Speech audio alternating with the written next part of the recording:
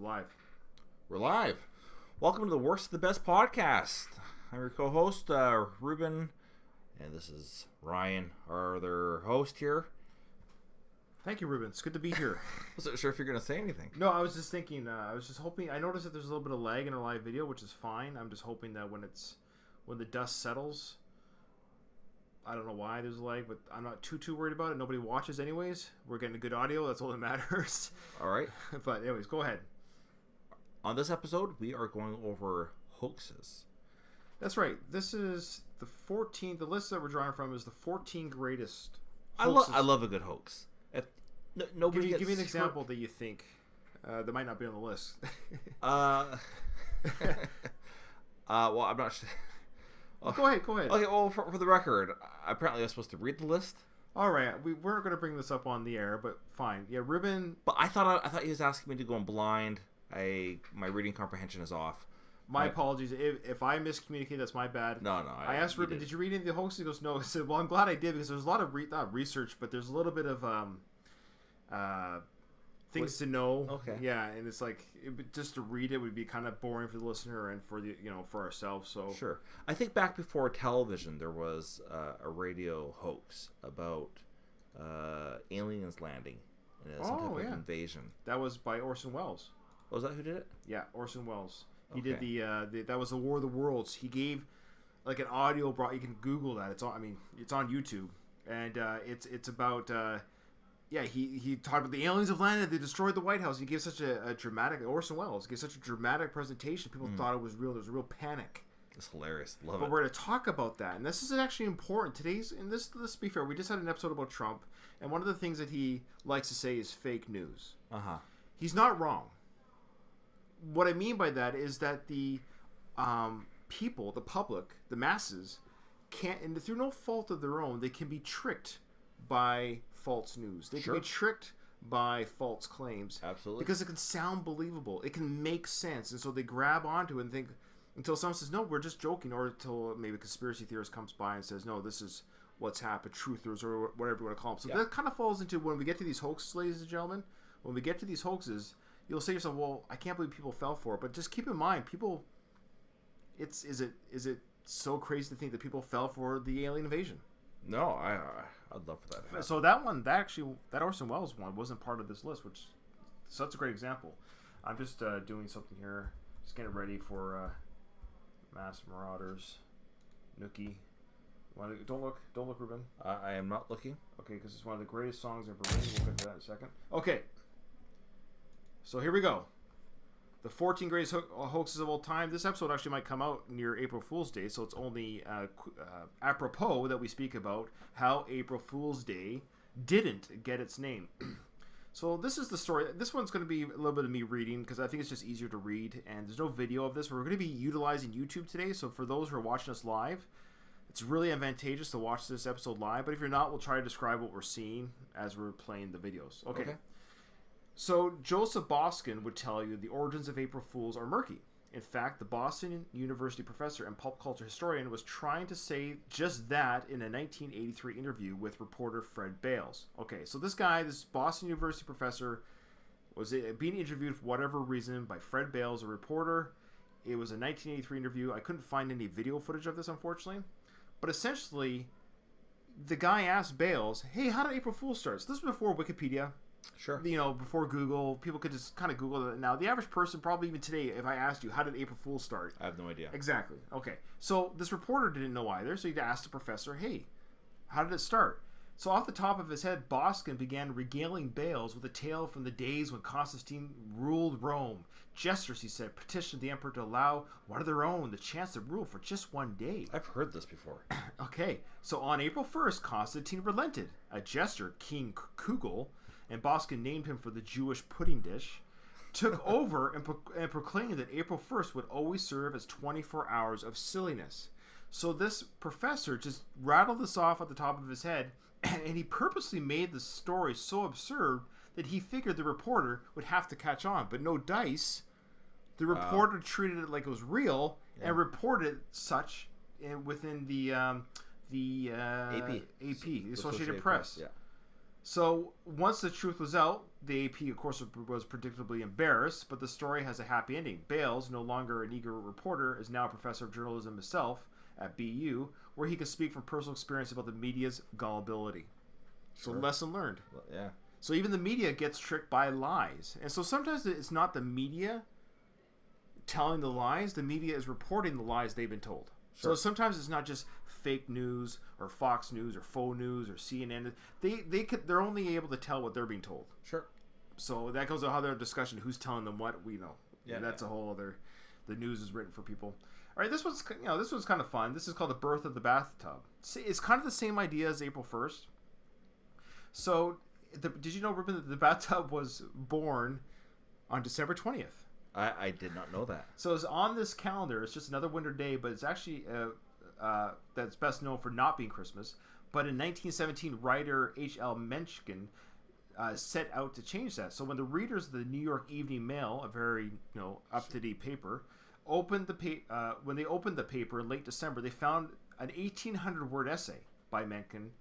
It's called The Neglected Anniversary. Okay, and what this anniversary was about is it was detailing the arrival of the bathtub in the United States. Wow. And Mencken meticulously cataloged the tub's rocky debut in 1842, explaining how the bathroom fad had caught on only after Mildred Fillmore installed one into the White House. And by the 20th century, Mencken explained the momentous anniversary had fallen into obscurity. Quote, "Not a plumber filed a salute," he lamented. "Not a governor proclaimed a prayer." So readers had good reason to believe that this was not made up because it was in the Evening Mail. Because it was printed in this mail. But learned journalists and people who spot these things said, "Whoa, this is not right. This is not true." And he eventually admitted that he did set the record straight. But his efforts, even though he said this is a joke, his efforts were futile. People were more interested in hearing about President Fillmore's tub than hearing the truth. I believe that. Think about what that means for a second, i.e., flat earthers. It's just that when you even it doesn't matter what kind of evidence you have, it's more fun to believe in Santa Claus sometimes, and that's fine. There's no harm in this. Ruben, you mentioned at the beginning of the show that hoaxes in this way. There's no one got hurt. Yeah, sure. Maybe your pride, maybe that you were gullible, got tricked, but no real person got injured or hurt. Yeah. Okay. So yeah, there you go. Here's one. Now, that's kind of fun. Yeah, it's a fun one. Yeah, he wrote an 1,800-word essay detailing how the bathtub became popular. There's nothing I have said or done written that'll ever catch on. Yeah. I know. So Ruben, have you ever heard of the Pilton Man? I have not. Okay. So the Piltdown Men. Oh, him. Yes. Okay. No, I haven't.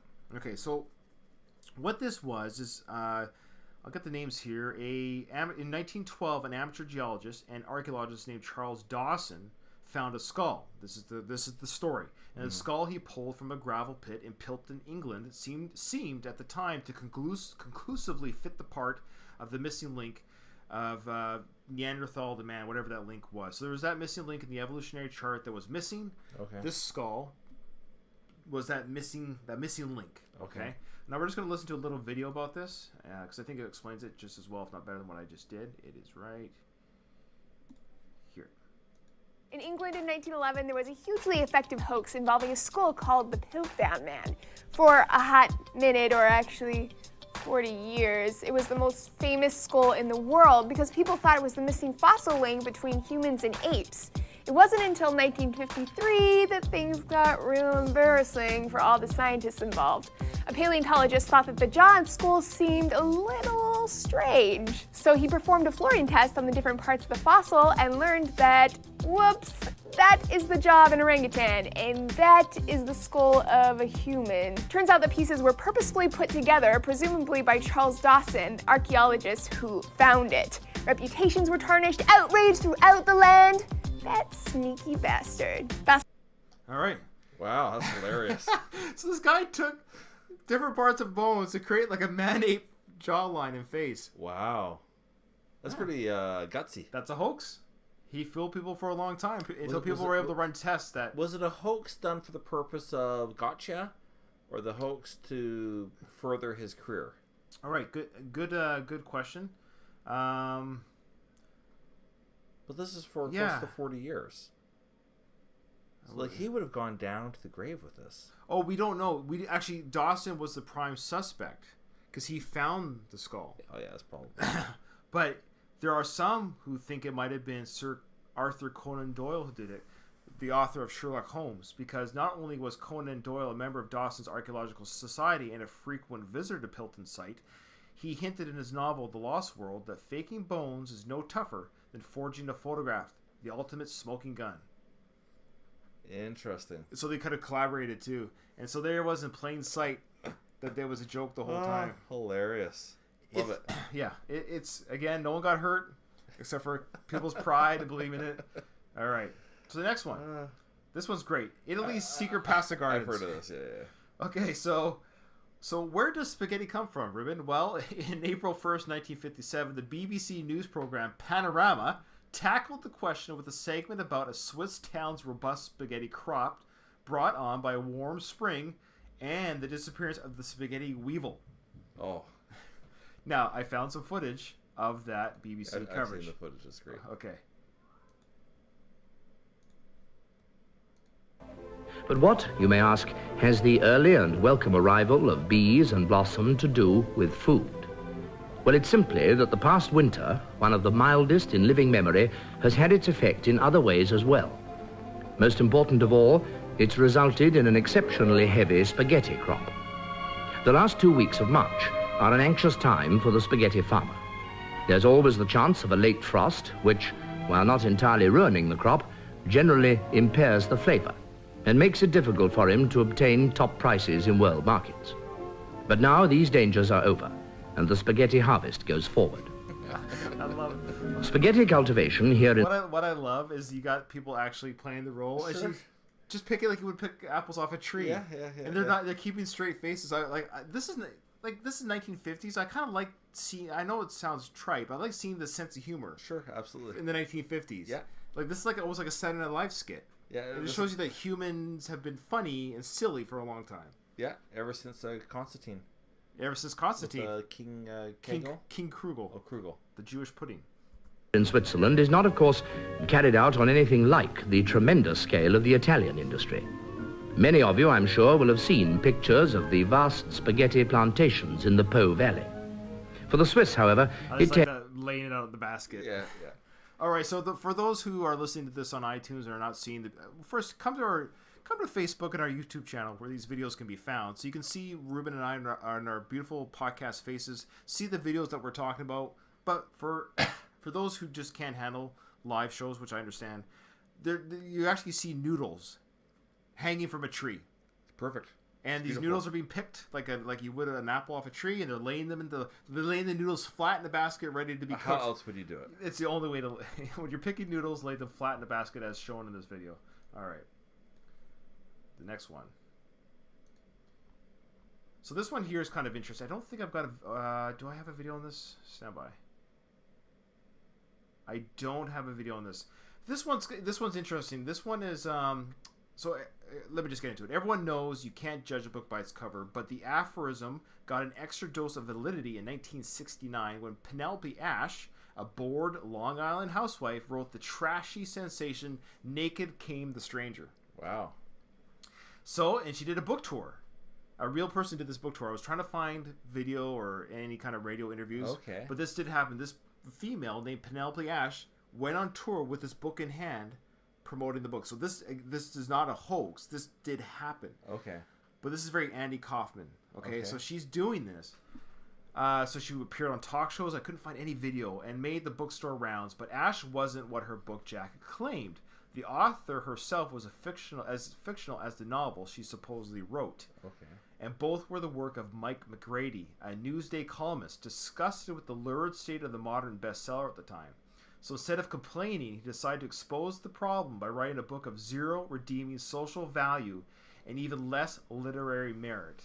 So he enlisted 24 of his Newsday colleagues, and they all chipped in and wrote short stories and chapters for this book.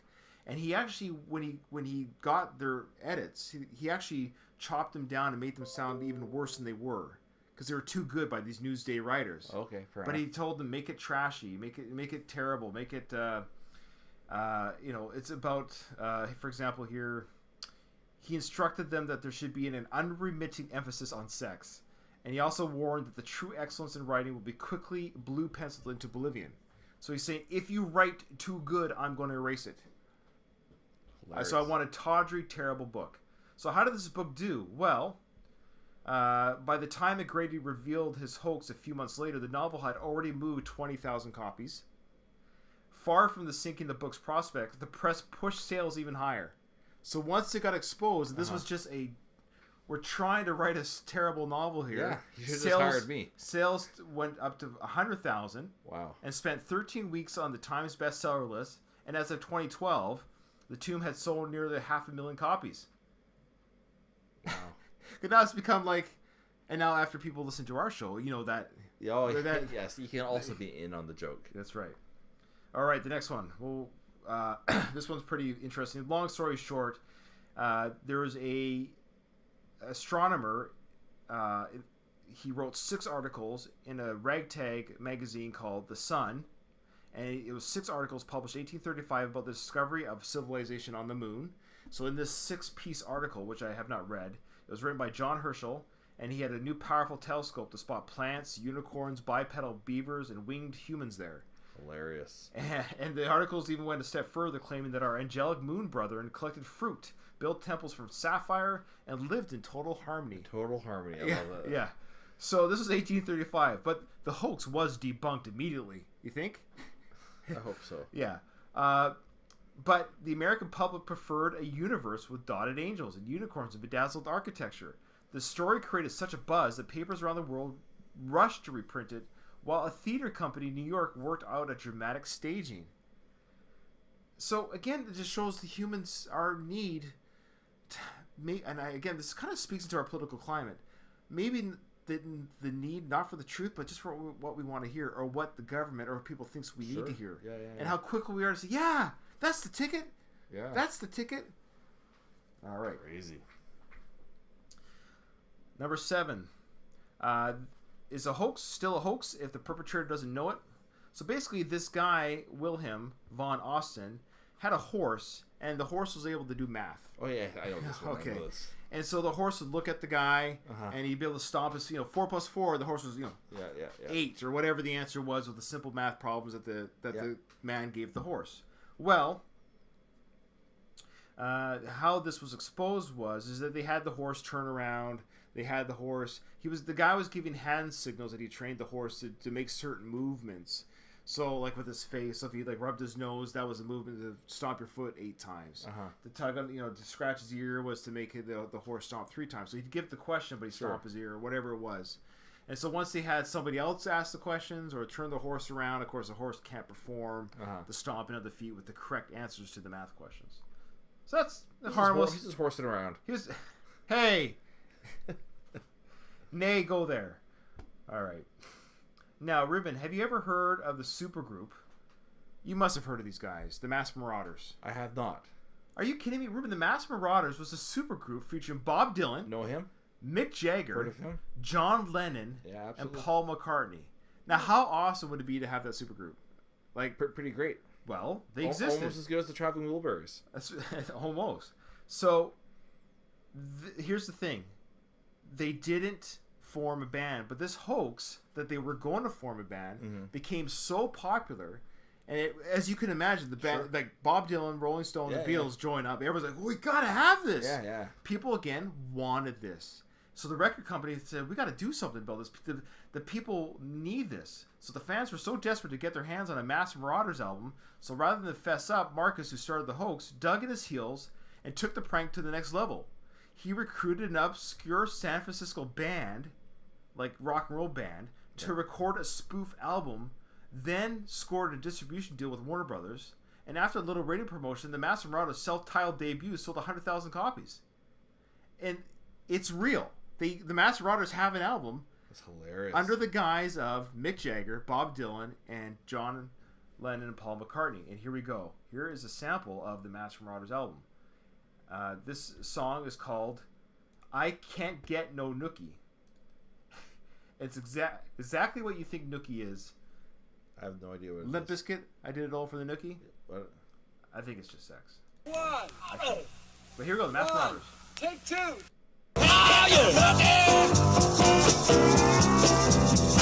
said, baby, would you give me a little lookie?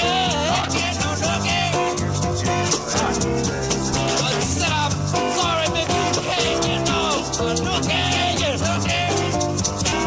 Need it one time now.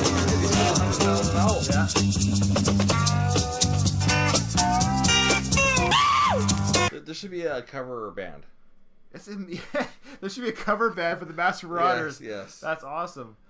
And this, so in a weird way, it's a real band, but it's performing under the guise of Mick Jagger, Bob Dylan, and John Lennon and Paul McCartney. And they got a singer that sounded like Mick Jagger. All right. Here we go. The Virginia Woolf ships out. So on this one here, it was in 1910, the HMS Dreadnought was the fiercest, strongest ship in the Royal Navy. To the poet William Horace de Vere-Cole, it seemed like the perfect place for the Bloomsbury Group, kind of like, what do you call that? The Harvard Group, or Second City. Yeah, the other one, the National Lampoon, Harvard Lampoon. No, the one that comedies go to for. Second City. No, you'll know when you hear it. I know Second City is one as well. Conan went to it. Lisa Kudrow went to it. They all went to this. I just listened to some interviews with them. Okay, we'll say Second City for now, but it's going to drive me crazy. But an improv troupe. Yeah, an improv troupe. Okay. I know Second City probably is one, but there's another one, I swear. Okay. Anyway, so a lot of comedians go to this. So this group called the Bloomsbury Group, they were kind of like socialites, comedians, authors. Mm-hmm. So they thought it'd be funny if they dressed up like some royal guard or sort of royal country, people from a country, and they were the royalty from this country. But not only were they not that, the country isn't real. The groundlings. I knew it once I heard it. Okay. So the old version of the groundlings called the Bloomsbury Group, here we go. The three pals decided to sneak aboard the Dreadnought, disguised as the Emperor of Abyssinia and his entourage. Mm-hmm. Why risk the wrath of the Royal Navy? Because it was funny. Yeah, sure. They thought it would be funny. Yeah. So the group sent a phony telegram, almost like an email, right? Sent a phony telegram to the ship's commander letting him know that a delegation was en route at that moment. And then they simply showed up on the ship. They arrived. Said, we're on our way for the royal delegation from Abyssinia. We are here. And so amazingly worked, dressed in caftans, turbans, and gold chains, and with faces painted black. Hey now. The Abyssinians were welcome aboard the Dreadnought with an honor guard, a red carpet, and a naval band. Hilarious. Despite the unintentionally amateurish costumes, including at least one mustache that began falling off in the rain, the Abyssinians stayed in character for the entire tour, and when they spoke, it was either to exclaim "Bunga Bunga" in excitement or ramble in an invented language of Latin, Swahili, and gobbledygook. At one point, they were forced to decline a meal, relaying through Stephen, who was acting as a translator, that the food had not been prepared to their specifications. In reality, they just didn't want to eat because they were afraid their makeup would come off. Hilarious. So the tour ended without the crew suspecting a thing, but then reporters got wind of it, and of course, investigation happened. There is no country of Abyssinia. Yeah. And then the British papers had a field day with the story. Sailors were heckled with cries of "Bunga Bunga" in the streets, and King Edward himself made his displeasure with the incident known. In the face of such humiliation, the Navy was forced to take action. According to contemporary accounts, the Navy got its revenge by caning two of the male hoaxers. Caning? They got caned. Brutal. They got beaten. Wow. Caned? Yeah, but Virginia Woolf, the female, was spared the lash because she was a woman. Hey, what about equal rights? Even though a lady's mere presence on the ship was one of the greatest sources of the Navy's embarrassment, because this was the time that women did not come on board a ship. Yeah. So it was a combination of the hoax, they were tricked, and they had a woman on board. And it sounds like they're probably pretty upset about the blackfacing. They were more upset about the blackface, yes. They weren't. Eventually, though, the Royal Navy has developed a sense of humor about the event. I'm glad they done this, especially after caning people. After getting caned. So when the Dreadnought rammed and sank a German submarine during World War I, its crew received a congratulatory telegram from their superior saying, "Bunga Bunga." Hilarious. I think that's great. That's great. That's a huge one, eh? Yeah. This one will kind of just breeze over a little bit. It's just not that it's not funny, but this guy named Joey Skaggs, you can Google it. He was a well-known prankster in the 70s. He basically started a prank where he ran an ad in the Village Voice offering dog owners a chance to buy their pets at night with alluring companions, including Fifi, the French poodle. Again, to Skaggs' surprise, but should we be surprised at today's internet and how it's exposed humanity? Let's just be honest. Because the internet hasn't created the issues. The internet has only exposed that which has always been. Yeah. You know what I mean by that? Yeah, absolutely. Okay. So he got $50 offers. I'll bring my dog Spot over. I'll bring my dog Spot over for $50, which back then was probably $200. Yeah. And to make love to Fifi, because Spot's had a rough spell. Crazy. So he created a dog bordello. It didn't take much for the media to bite, and when reporters showed up with questions, Skaggs reeled them in by staging a night at his cat house for dogs. The stunt worked. TV stations issued breathless reports of the wanton acts of canine carnality. The SPCA, of course, launched an investigation, and a veterinarian publicly condemned the brothel, and the New York Health Department raised concerns about Skaggs' licensing. He didn't have a license. There was no bordello. That's hilarious. But all this manpower and work was brought in by this hoax. I feel inspired. Think of a hoax? Yes. Now, WABC New York argues that the brothel was real. They couldn't let it go. They thought it was real. Even the news, they got lied to, but they had such egg on their face. They claimed that Skaggs' hoax claims are just a clumsy attempt to cover his trail. Oh. So they were saying that he was lying about it being a hoax because he was going to get in trouble with these other agencies. But of course, WABC was good reason to insist that Skaggs was running a genuine poodle prostitution ring because the station won an Emmy for its coverage of the story. Sure. So is that interesting? They're like, oh no, it was a real story. We won an Emmy. They didn't want to have egg on their face after winning it. Yeah. Hilarious. Okay, here we got some video. This is where having video comes into play. Do you want to just go to our? I think we're live. Right? We are live, but somebody actually commented. Our good friend Jason Gady commented. So I just want to make sure we say, hey, thank you. He said, oh, you already laughed at it, or somebody did. He said, would the plant be considered a tree or just a tall shrub? Do you have information on growth zones for this crop? So, Jason, are you just regarding the pasta growth? Yeah. I have to look into that. I'll have to use Google to figure out how we can how we can research. Man, you gotta use Bing. Use Bing. Sorry, we'll use Bing to figure out how we can grow more pasta. Let me just Bing that right now. Okay, so here we go. MIT blows up Harvard. So MIT students derived a great pleasure from tormenting their rivals at Harvard.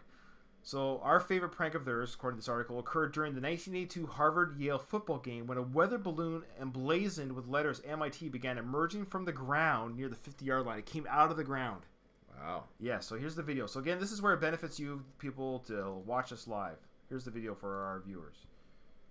Let's give a play-by-play. Well, yeah, I'll describe it. It's really quick. I don't want to describe it just yet because it'll spoil those who are about to watch it. Okay. Suddenly it happened. A balloon with MIT written all over it popped out of the turf at the 46-yard line and grew and grew and grew. The questions of why, who, and how. Well, why? Because it's funny. Who? MIT text. And how? Well, they explain it later in this video. So if you want to go on YouTube and just search Great MIT Balloon Hack of 82, they explain how they got onto the field from an opposing school, put the contraption under the ground, had it open up into the field. The game was being played on at this time. Amazing. And somebody said, "What happened? That balloon blew up next to somebody." There was nothing. Everything in there was harmless. It was just a big balloon that popped. Hilarious. To make some powder go off. Now, if that happened today, oh my gosh, you're going to jail. Yeah. This is why I will say this is 82. Like this is in our lifetime. Sure, yeah. So we've gone from 1982 to 2019. Then now you would have been charged with the terrorist act. Yeah. It's too bad. I know. Because nobody got hurt. The terrorists won again. Trump, take care of those terrorists. All right. So the next one I think kind of falls. No, actually, this one here is called "Greasing the Wheels." Mm-hmm. So back in the late 19th century, college teams took trains to get to road games. Obviously, so this is late 1800s, and the Auburn team took full advantage of the situation. So for a few seasons, the students ran grease along the train tracks before Georgia Tech games, making it impossible for the train to stop anywhere near the station. So the train put on its brakes and just kept sliding. So year after year, the poor football team ended up lugging its gear a number of miles back to the station, giving the players more of a warm-up than they bargained for and tilting the games in Auburn's favor.